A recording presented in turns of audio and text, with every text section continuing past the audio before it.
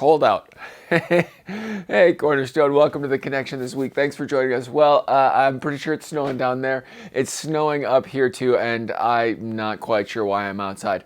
But I do know this, a lot of times, or at least some of the times, one thing that Allison and I have done during the first snowfall or after the first snowfall, a little bit wacky, I know, but we've watched Lord of the Rings.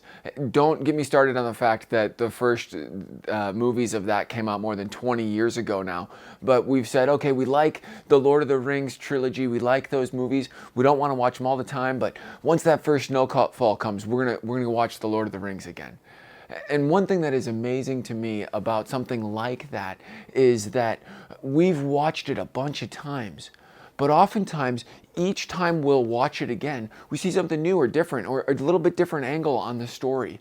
And if that is true of something like The Lord of the Rings, how much more is that true of Scripture, Cornerstone?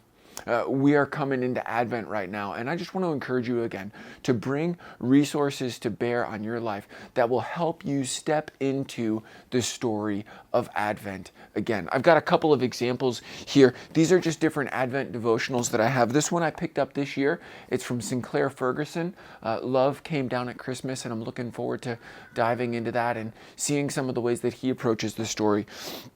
Got this one from Christianity Today, and this is a compilation of different devotionals and thoughts that they've put together on the Advent story. There are some different devotionals that are going to be a little bit more artistically oriented. There are some, this one by Walter Wangerin, Preparing for Jesus, that are going to be more story oriented.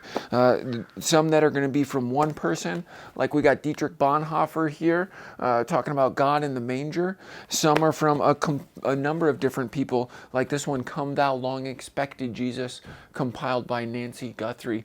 All of these can be good options. And Cornerstone, I'm sure you've got books like this in your house, and I'm sure that you have different books that you've thought about looking at before. But I just want to encourage you, whatever it is, remember that Advent is coming.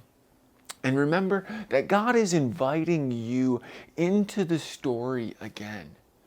He's inviting you to watch that movie again. And he is inviting you to see new things in it and to see it from a different angle. He's inviting you to again experience the hope, the peace, the joy, and the love that comes with remembering that God came down among us, that he took on flesh and lived with us to show us grace and to save us.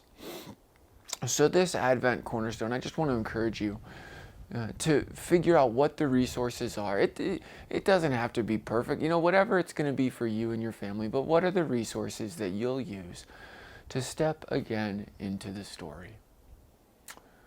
And then get out your shovel and let's clear off the white stuff, right? Well, Cornerstone, thanks for joining us on The Connection. I'm going to head down in a little bit to Blaine. I hope some of you are going to be joining us at Oak Haven tonight for baptisms at 6:30. We'll see you there, and we'll see you Sunday.